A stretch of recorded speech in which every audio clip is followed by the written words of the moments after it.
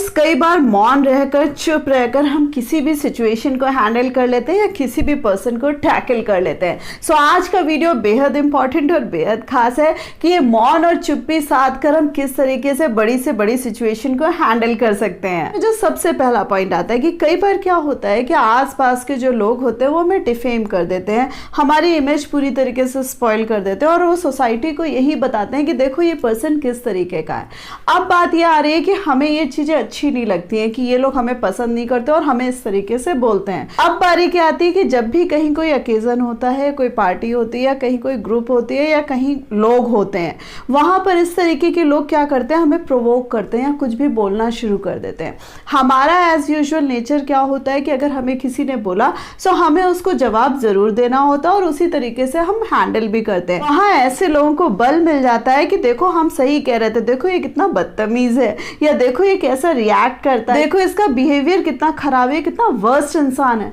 So friends, ऐसे लोगों का सिर्फ और सिर्फ यही इलाज होता है कि कोई आपको कितना भी प्रोवोक कर ले, यानी कि कितना भी उकसा ले, आपके लिए कुछ भी भला बुरा कह रहा है, बट कुछ जगह मौके की नजाकत को देखते हुए अपनी इमेज को सही करने के लिए और उनको झूठा साबित करने के लिए आपको वहां पर चुप रहना और कुछ भी नहीं बोलना है, रिएक्शंस ही नहीं देने, और अगर ज्यादा आपसे नहीं बन पड़ा तो उस जगह को ही छोड़ दे, लेकिन वहां पर बोले कतई नहीं। सो सेकेंड पॉइंट आ रहा है कि कई बार जब इस तरीके की सिचुएशन क्रिएट होती है, सो जो लोग आपको बोल रहे होते हैं वो तो डिफरेंट होते ही होते हैं। कुछ लोग मजे लेने वाले होते हैं जिनको मजा आ जाती है कि भाई वो उससे भी बात करते हैं और वो हमसे भी बात करते हैं और वो कहते हैं देखो तुम्हारे साथ कितना गलत किया, उसका बिहेवियर कितना खराब था। वहां पर आपको ध्यान रखना है कि कोई आपको कितना भी उस पर्सन के लिए बोलने को कर दे, आपको बुराई करने के लिए थोड़ा सा प्रेरित करे, लेकिन आपको जिसने भी अपशब्द कहे आप उसके लिए कुछ भी अगेंस्ट में नहीं बोलेंगे, यानी कि अगेन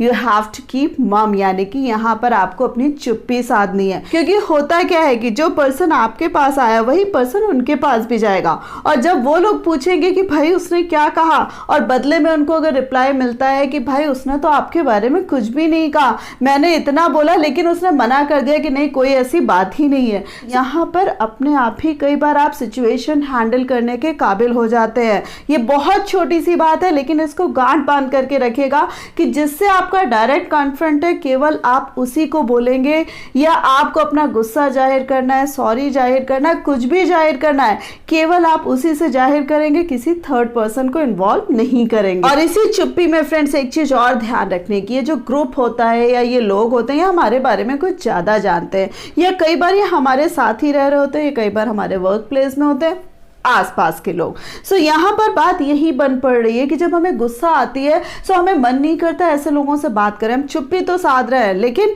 प्रॉब्लम ये भी आती है कि हमें ना तो इनसे बात करने का दिल कर रहा है और ना ही इनके काम करने का दिल कर रहा है। सो यहाँ पर सिर्फ और सिर्फ यही सजेशन है, आप चुप्पी साधिए, लेकिन आप अपने कामों से, अपनी रिस्पॉन्सिबिलिटी से मुंह मत मोड़िए, चाहे आपके बड़े हों चाहे कोई भी हो। आपके जो उनके प्रति काम बनते हैं, जो भी आपके फर्ज बनते हैं, उनको एज इट इज करते रहिए। जैसे मेरी एक सब्सक्राइबर फ्रेंड ने मुझसे क्वेश्चन किया था कि मैम मेरे बड़े मुझे बहुत ज्यादा कुछ बोल जाते हैं जिसका बहुत ज्यादा बुरा लगता है, इस सिचुएशन को कैसे हैंडल करें, अगर हम कुछ बोलते हैं तो वो बदतमीज कहते हैं। सो फ्रेंड्स, इस सिचुएशन में मैं सिर्फ और सिर्फ आपसे यही कहूंगी कि बड़ों को कभी भी हमारे मुंह से अगर गलती से भी कुछ निकल जाता है तो हम अपने आप में अफसोस करते रहते हैं कि भाई हमने बहुत गलत कर दिया, बड़े हैं हमें इतना प्यार करते हैं, जो भी उन्होंने बोला, बट हमें ऐसे रिएक्ट नहीं करना चाहिए। द सेम वे ये तो बात हो रही है कि आपने जानबूझकर नहीं किया, जानबूझकर तो कतई आपको कभी किसी बड़े को ना तो अपशब्द बोलने हैं और ना ही मिसबिहेव करना है।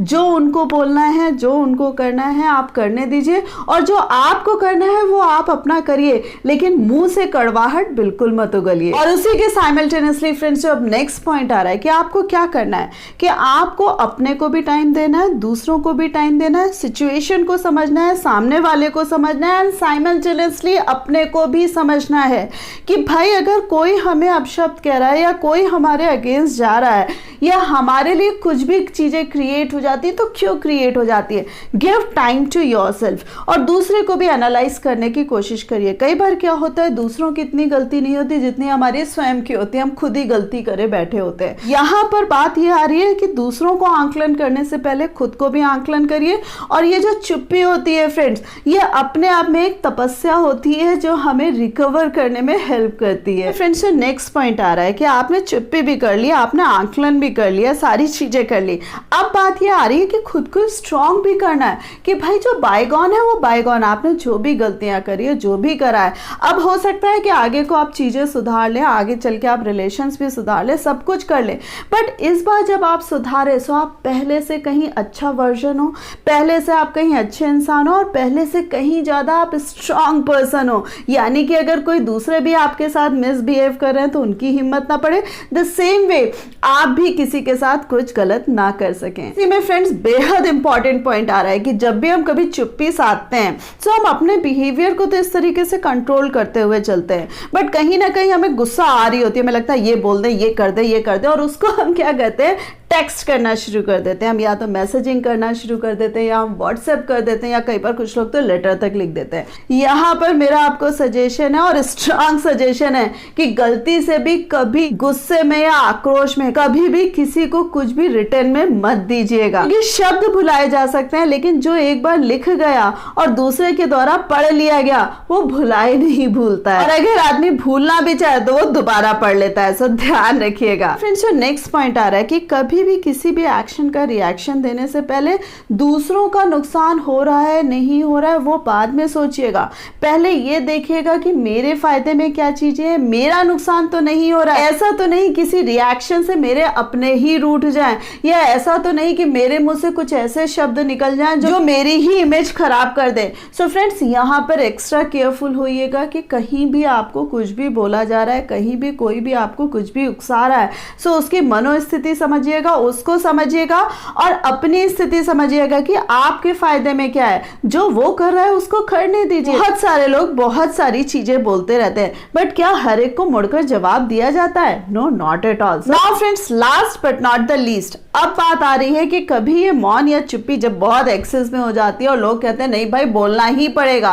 और लगता है कि नहीं भाई अब बोले बगैर तो काम ही नहीं चलेगा। सो वहां पर आपको ध्यान रखना है कि भाई जो इतने दिन की तपस्या करी है, जो नहीं बोले हो, सो वहां पर भी आपको ध्यान रखना है कि आपको कम से कम शब्दों का इस्तेमाल करना है, पोलाइट रहना है और अपने ऊपर कंट्रोल रखना है। यानी कि कोई कितना भी गुस्सा दिला दे लेकिन आप एग्रेसिव नहीं होंगे। सो फ्रेंड्स, शांत रहते हुए, मौन रहते हुए और ये चुप्पी धारण करते हुए भी हम किसी भी सिचुएशन को हैंडल कर सकते हैं। सो होप आपको मेरा पूरा का पूरा ये वीडियो पसंद आया होगा, बट कौन सा पॉइंट सबसे ज्यादा अच्छा लगा मुझे कमेंट करके जरूर बताइएगा। और हाँ, वीडियो को लाइक करना मत भूलिएगा, अपने फ्रेंड्स के साथ शेयर करना मत भूलिएगा, और इस प्यारी सी फैमिली का पार्ट बनने के लिए चैनल को सब्सक्राइब कर दीजिएगा। So thanks a lot for giving me this much time.